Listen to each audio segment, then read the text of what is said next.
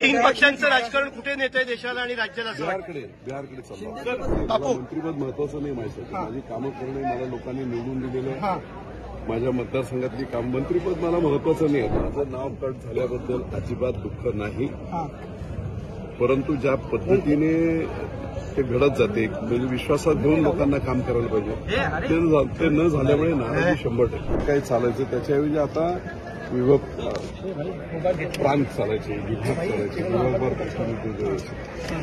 आता आपण बिहारकडे भाऊ तीन पक्ष जे आहेत त्या तीन पक्षांच्या समन्वय नसल्यामुळे काय भविष्य दिसतंय?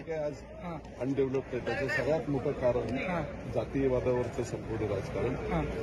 आपण सगळे मिळून तिकडेच चालू. बापू तीन पक्षांचं राजकारण कुठे नेतंय देशाला आणि राज्याला असं वाटतं? बिहारकडे चाललं. मला एवढंच कळतंय हे बिहारकडे चाललं राज्य. म्हणून मंत्रीपद मंत्री का मंत्रीपद महत्वाचं नाही माझ्यासाठी. माझी कामं करणे मला लोकांनी निवडून दिलेलं आहे. माझ्या मतदारसंघातली काम मंत्रीपद मला महत्वाचं नाही आहे. दुःख एवढं आहे की आम्ही महाराष्ट्र चाललाय कुठे. तुम्हाला विभागीय नेतृत्व देत दिली जायची. पश्चिम महाराष्ट्र, उत्तर महाराष्ट्र, विदर्भ, मराठवाडा आणि तिथून लोकांच्या कामासाठी उपयुक्त अशी माणसं त्यांच्या हातात सत्ता देत महाराष्ट्र आम्ही इतकं पुढे नेला होता. आपण कुठेतरी रिव्हर्स चाललोय.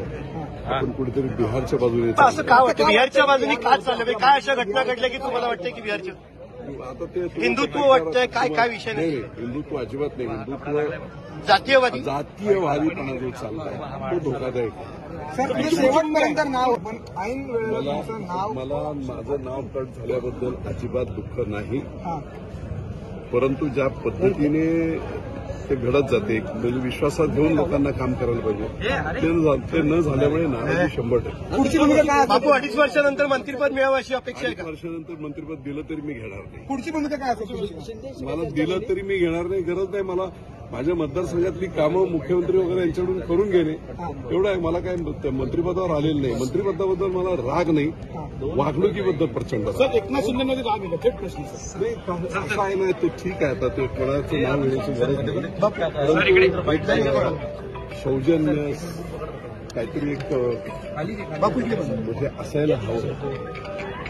कार्यकर्ते कोणी बापू असं बघा